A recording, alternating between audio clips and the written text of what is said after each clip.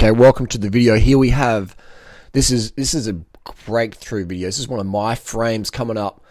Pragma Mawson. This is a Cannondale Super 6. This is a Peterson gun. This in Australia is a $5,000 frame set when it got released back in the day.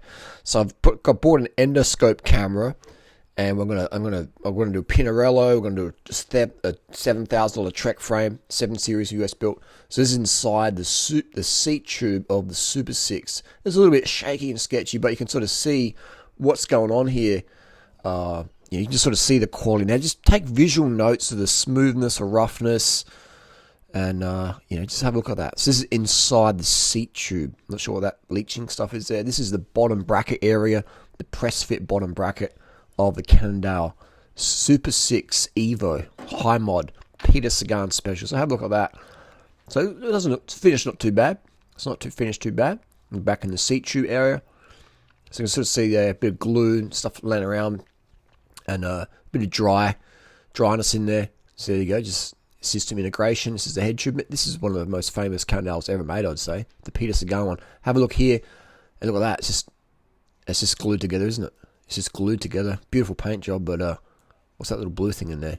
So he finished, I would say, probably the worst finish of the bikes in this test.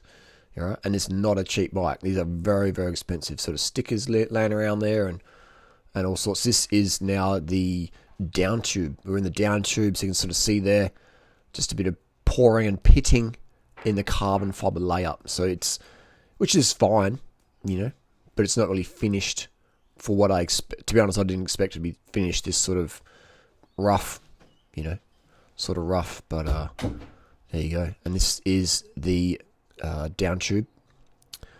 So we'll have a look around here, so you can sort of see that, doesn't look too bad. Doesn't look too bad. Some little, what's those little ghosts? There's like some ghosts in the down tube here. Now, I'm not a carbon fiber expert by any means. This video is inspired by Lucia Technic. He cuts them open. I thought I don't want to cut them open, but I want to see what's inside. So I bought an endoscope camera, and then this is a frame sent to me by one of the factories I use in China. And I was like, "What's that? Is that a crack?" And I realised that was just me sticking the endoscope in there just beforehand. So it's just dust on top, and the endoscopes are sort of dragging the dust around, creating those little lines. So that's inside a Chinese carbon bike. Now, all of these bikes made in China. Cannondale, all made in China. Pinarello, all made in China.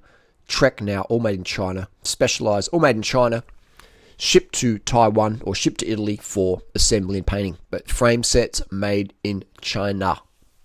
China. All of it's made in China in 2020. So this is a Pinarello F8. So just showing you it's Italian bottom bracket. It's not a fake. People are like, it's like Pinarello. It's a Cinarello. It's made in China, just like all the Pinarellos are. But this is a real deal. This is like about an $8,000 frame set in Australia. So this is inside the seat tube area here. It looks a bit, I don't know, it looks a bit cheap, I would say. It doesn't look bad, but it doesn't look really well finished. There's a bit of, bit of separation. This is in the seat post. Now, I'm not sure what's in that. Perhaps that's feta cheese or packing tape, or maybe that's some Colombian Nullarbor white. But this is in the seat post of the $8,000 frame set, the Pinarello F8.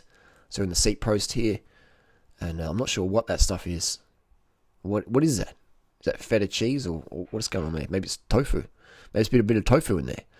So that's the seat post of the Pinarello F8 Dogma Team Sky Chris Froome bike. So not a cheap bike at all. Not a cheap bike at all. But made in China. Fork here UCI approved, which doesn't mean anything. As we saw in the Lucia Technic with the Cervelo stuff. And this is a Pinarello F8. And we're going to just scroll up here. This is the fork. I'm going to inside the head tube in a second. This camera is not bad. It's a little bit like 2011 footage, isn't it? It's a bit like 2011. Okay, so we're here inside the steerer tube of the Pinarello F8. Just looking around. Looks good. Good condition. No cracks. Nothing like that. We're going to go a little bit deeper. And you sort of see where it's finished off in the bottom there. So it's finished, but it's a bit, I don't know, it's a little bit for the money. You probably would expect it might be finished a bit better. But again, nobody looks inside a frame, so does it really matter how well it's finished? I don't know. I'm not a carbon expert, so I can't say if it's a good or bad thing. It just looks a little bit, I don't know, a bit cheap, maybe. That's just my opinion. All right, I'm not an engineer. I'm not a carbon expert. But I was surprised at how well the last bike in this test is finished. All right? Now here we are. Look at that. It's like still Star Wars dude in there. This is the Pinarello in the down tube. This is the seat tube. You see the bottom bracket down there. So it's finished. Looks pretty good. Looks a bit better. Looks a bit better. This is the head tube area. This looked a little bit messy. This didn't looked more like the Cannondale. So look at that. Just remember these footages for the end of the video. We're going to do a comparison. So look at that. It's a little bit, crinkly and creasy. Just, a bit rough, a bit cheap. It doesn't look like it's high-end labour, even though it's a very, very high-end frame, money-wise. So look at that. It looks a little bit, dodgy, in my opinion. Right? And this is a genuine Pinarello here. Genuine Pinarello here. There's a little sticker up there. I'm not sure what that sticker means, but that's inside the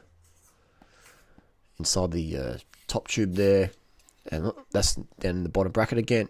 This is the down tube. I'm not sure what those metal bits are. If anyone knows, let me know. I don't know what that is. Maybe it's a GPS tracking device. Who knows? But that is in the. Actually, that could even be a cable guide, couldn't it? It could be a cable guide. It probably is a cable guide. That's in the bottom bracket here. Bottom bracket. So just nothing spectacularly well finished. More stickers. Sticker collection, anyone? And there's that little Star Wars guy down the bottom there. This is a little bit spooky. A little bit spooky. This is the seat tube, top tube junction. And look at that big bag. Maybe there's more drugs in there. I don't know. Is that Nullarbor white we can see? So this is the bag left over, still inside the $8,000, $7,000 frame set. You'd think they'd probably pull it out. But again, no one's looking inside a frame. So does it even really matter? No. I'm just showing you what's inside high-end carbon bikes these days. So what even is that? And there's that bit of white stuff there. That's a bit of corrosion. I'm not sure what this is. Lucia Technic in the chat, please. I don't know what that is. The white stuff. What does that even mean? I didn't think carbon could corrode. What is that? Is that maybe even residue from a bit of a party at the factory? I don't know. Maybe it's a bit of oxandrolone powder from the Icarus movie. All right, now here we go. Trek, hand built in the United States. Now, I don't know what that means exactly. Does that mean the tubes are made in China, shipped to the USA? Assembled? I don't know. Well, let's just assume it's all made in the USA. Let's have a look here. A little look-see. We're inside the 7 Series Trek Madone. It's an 834 gram frame. I'm like, what? See, this is really weird. This is freaking me out. This screw started to turn. Look at that. See? This is weird, man. I was getting a bit spooked out. There's some sort of spirits in this bike. Let's just get out of that section of the bike. Let's go somewhere else. All right, so this is inside the Trek OCLV. Looks pretty good. Looks pretty tidy, doesn't it? It's all right. But this ain't a cheap bike. These are like $15,000 built up in Australia back in the day. You can sort of see there the rivets. 2 rivets. This is the seat tube. And it looks like we're seeing bottom bracket down there. Some interesting lights. Not sure if they were UFOs or what was going on. But yeah, this is into the abyss of the seat tube. All right, now here we have a Pragma Mawson. It's a gravel bike. And this is inside the fork steerer. Have a look at that. This is the bikes that I sell on my website, durianrider.com. All right, so this is unidirectional carbon fiber weave inside. It's unidirectional. And look at that. Look how smooth that is. And we get to the end of the fork, end of the steer. Look at that. Look how crisp that is. That, my friends, looks like total quality. There's no bag in there. It's all uniform looking. And you can see that there's a bit of dust in there. That little endoscope camera is just smoothing the dust off. But that looks very uniform, doesn't it? And here we are in the seat tube. We're going down the seat tube here. Look how uniform that looks. Unidirectional carbon weave.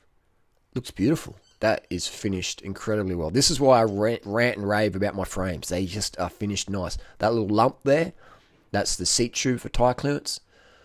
And here we go here. This is a little derailleur bolt there. And you can see the bottom bracket coming up down there. The bottom bracket shell. This is BSA because that's what I recommend. That's what I recommend. And it looks pretty nice, doesn't it? You can see the carbon lay up there. Unidirectional. And that's just bonded in there nice. There's no excess glue laying around. It's very well done, isn't it? It's pretty damn neat. I would say this is the most neat bike in this test. Here we are here in the This is in the down tube. It was a bit...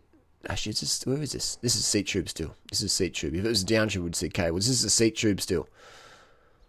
So we can see that, it's just well finished. There you go. Remember the Pinarello had the bag in the end? Not in my frames. Not in my watch. This is a Pragma Mawson. This is high-end carbon, ladies and gentlemen. Ladies and gentlemen, this is high-end carbon. Unidirection. Look how clean that looks. This was the cleanest bike on test. This is the head tube area. Look how well this is finished. Better than the Super 6, way better than the Pinarello Dogma, and better than the Trek 7 Series $7,000 frame set. So when you see me dancing up and down saying, why pay more? Why pay more? Look how well this is finished. Does your salsa frame match this? Does your open frame match this? Let me know down below. Just do a video and do a response video. Let me know how well we finished your frame was. Next video we'll do Pragma Glycogen versus Specialized S-Works Tarmac HTC edition and Saxo Bank edition. I've got a few Specialized frames, S-Works frames. We're going to go inside. We're going to compare them with the Pragma Glycogen, another frame set I sell. And let's find out if the Pragma Glycogen can match the Pragma Mawson in terms of quality internals. We know they ride really well, but what about what's inside? What's inside is what counts. See you soon.